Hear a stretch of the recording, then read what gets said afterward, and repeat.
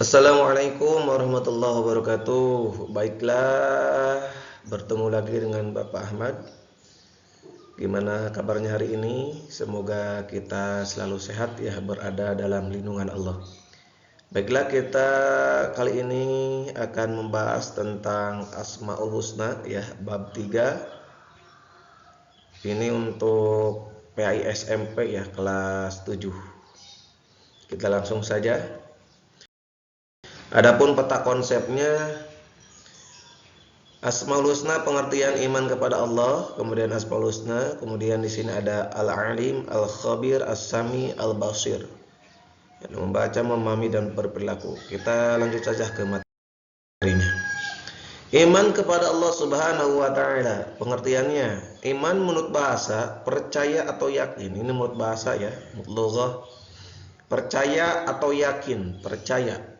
Iman, percaya. Jadi artinya iman itu adalah percaya. Sedangkan menurut istilah, iman adalah sikap hati dengan penuh keyakinan. Jadi sikap hati dengan penuh keyakinan tanpa keraguan sedikit pun membenarkan keberadaan Allah Subhanahu wa taala dengan segala sifat-sifat yang dimilikinya. Jadi membenarkan atau sikap hati yang penuh keyakinan, keraguan ya. Tidak ada ragu sedikit pun ya, membenarkan keberadaan Allah Subhanahu wa taala. Itu adalah iman. Jadi kalau iman kepada Allah itu, kalau misalkan kalau Bapak itu ngasih yang sangat pendekannya adalah percaya akan adanya Allah. Ya, yakin atau percaya akan adanya Allah dengan segala apapun. Ya, dengan sifat-sifat Allah, Allah itu ada, itu adalah iman kepada Allah.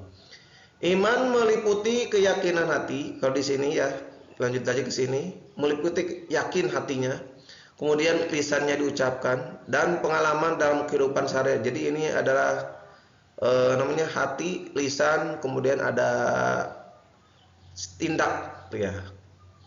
Ada perbuatannya gitu ya. Itu adalah iman. Misalnya kenapa kita sholat? Karena kita iman kepada Allah. Kita kan sudah meyakini dalam hati, lisan sudah, ya. Kemudian tinggal perbuatannya, gimana, dengan cara apa? Ya dengan cara mengerjakan yang diperintahnya dan menjauhi larangannya, gitu ya. Iman kepada Allah, tanda-tanda adanya Allah Subhanahu wa taala. Kehidupan alam ini dengan seluruh isinya merupakan bukti bahwa Allah ada dan mengatur semua makhluk hidup. Ya.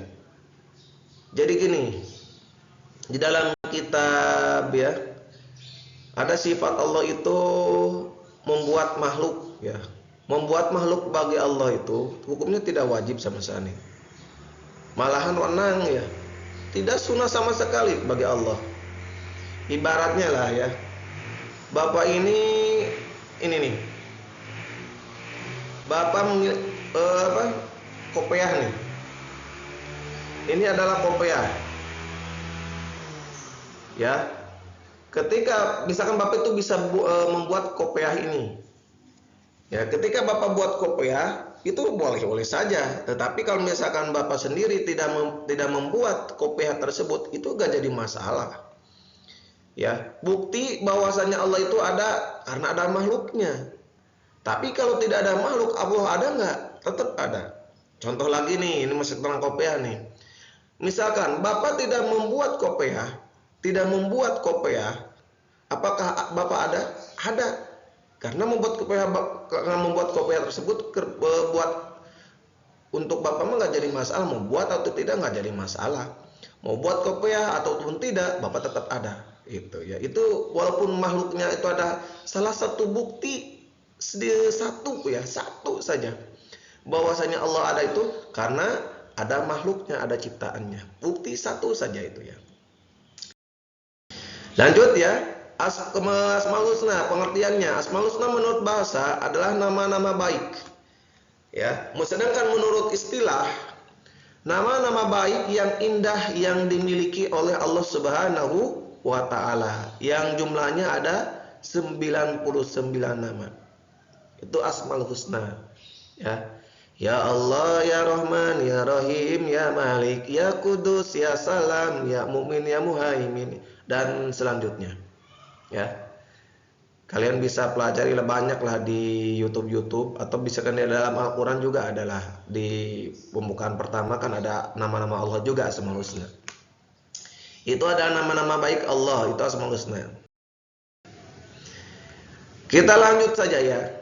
Yang dibahas di sini yang pertama Asmaul Husna itu adalah Al-Alim. Apa itu Al-Alim? Al-Alim itu adalah Maha mengetahui atau memiliki ilmu. Al-Alim ya, mengetahui atau memiliki ilmu dengan pengetahuan yang tidak terbatas. Allah bebas memberikan ilmu kepada hambanya yang mematuhi segala perintahnya dan menjauhi larangannya. Khususnya ilmu agama ya. Ilmu agama ini misalkan baca Al-Quran lah.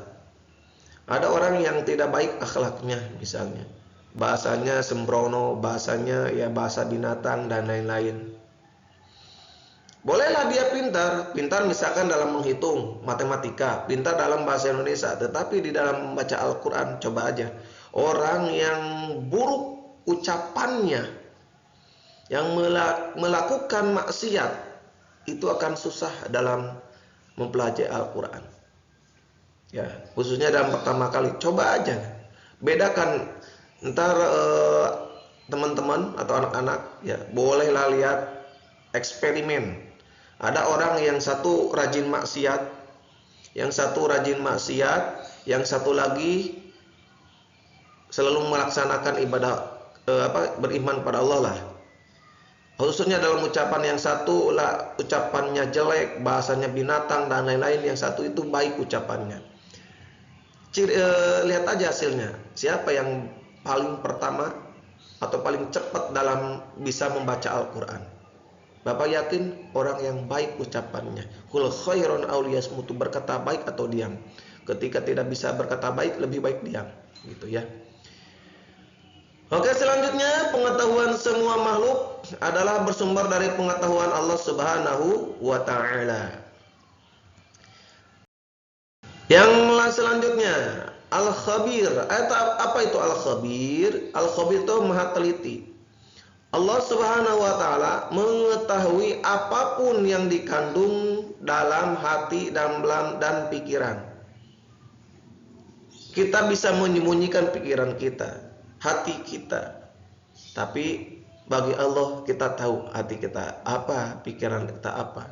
Manusia tidak bisa mengetahui. Hanya Allah lah yang bisa mengetahui. Itu maha telitinya Allah. Misalnya kita berpikiran negatif pada orang lain. Kalau kita meyakini Al-Khabir Allah itu pasti tidak akan ada.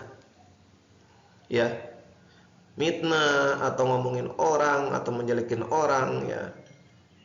Misalkan dalam ketika kita mau pikiran kita tuh kotor gini kepada orang lain itu. Kalau kita meyakini Al-Khabir ada, itu tidak akan ada. Pasti dia tidak akan berpikir negatif. Malahan yang dia lakukan adalah berpikir positif gitu ya. Untuk meneladani nama Al-Khabir ini adalah dengan berbaik sangka nih kepada Allah dan sesama. Ya misalkan ada orang lain tuh sikapnya tuh berubah kepada kita. Lebih baik kita berbaik sangka kepada manusia. Kita ditimpa musibah oleh Allah Subhanahu wa taala. Ya, musibah atau misalkan cobaan dan lain, lebih baik kita berbaik sangka kepada Allah. Ingat, Allah itu tahu mana yang terbaik bagi umatnya. Insya Allah. Menurut kita tidak baik, tapi menurut Allah itu baik. Tunggulah. Ya hasil dari musibah, hasil cobaan itu pasti indah bagi kita. Selanjutnya As-Sami itu adalah maha mendengar. As-Sami itu adalah maha mendengar. Allah mendengarkan segala sesuatu yang ada sekalipun walaupun suaranya pelan. Allah itu mendengarkan kita. Khusus yang suka ngerumpi, yang ngomongkeun batur gitu ya, yang fitnah. Kalau kalian tahu Allah itu maha mendengar, kalian ngobrol dengan manusia satu dengan yang lain, kalau kita mengetahui Allah itu maha mendengar, meyakini Allah maha mendengar, tidak akan ada lah kita memfitnah orang, ngomongin orang, tidak akan ada.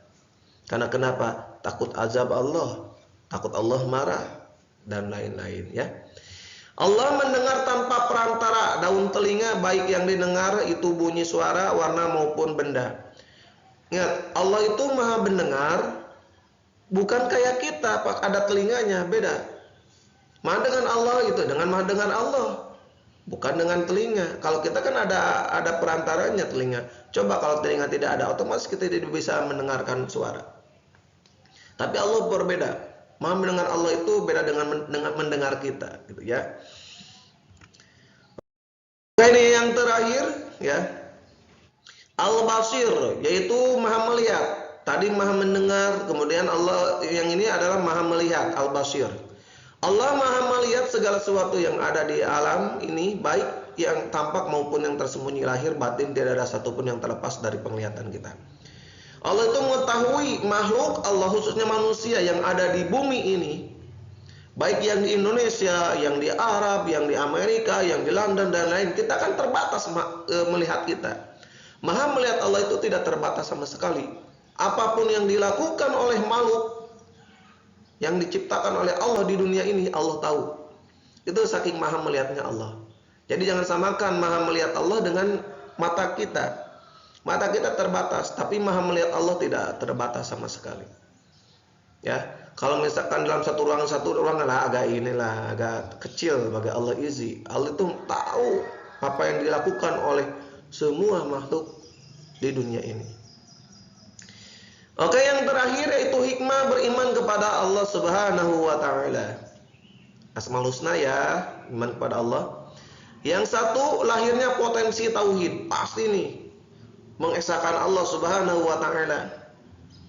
Misalkan kita jatuh miskin ya, bukan jatuh miskin, kita itu pengen kaya dengan singkat. Misalkan ada yang pengen kaya misalkan, tapi ada yang dengan singkat, ada yang mengikut memelihara tuyul atau sejenisnya yang dilarang oleh agama lah, gitu ya. Tapi ketika kita punya Allah, tauhid kepada Allah, kita kan carinya itu lebih disayangi dulu oleh Allah Subhanahu wa taala. Ketika kita sudah disayangi oleh Allah, tidak mendoakan Allah, Allah sayang kepada kita, apapun yang kita minta pasti Allah kasih. Pasti Allah kasih. Yang kedua, melahirkan sikap baik sangka kepada orang, jadi tidak buruk sangka, tabah ya ketika ada cobaan, dan tawakal. Tabah, sabar dan tawakal. Ketika kita misalkan sudah berusaha ya, kita tuh pengen kaya, misalkan kayak sudah usaha, sudah kemana-mana gitu, kerjaan sudah ada, tapi adanya segitu-gitu aja. Tinggal sudah usaha, ikhtiar, tinggal satu lagi, tawakal. Serahkan kepada Allah Subhanahu wa taala. Minta rizkinya, rizki bukan ikhtisab saja, ghair ikhtisab juga dipindah. Allahumma razaqna rizqan halalan wasi'an wa rizqan ihtisaban katsira wa rizqan ghair ihtisaban katsira. Minta kedua-duanya, rizki yang kita usahakan dan rizki yang tidak disangka-sangka oleh Allah Subhanahu wa taala. Oke, yang terakhir, terhindar dari akhlak yang tercela dan kemusyrikan. Itu ya. Insyaallah ini hikmah beriman kepada Allah Subhanahu wa taala. Ini adalah sebagian sajalah ya hikmah. Sebenarnya banyaklah. Oke, itu saja yang bisa Bapak sampaikan. Ya, semoga ada manfaatnya. Jangan lupa nulis subscribe, like dan komen. Terima kasih. Sehat selalu. Akhirul kalam. Wassalamualaikum warahmatullahi wabarakatuh.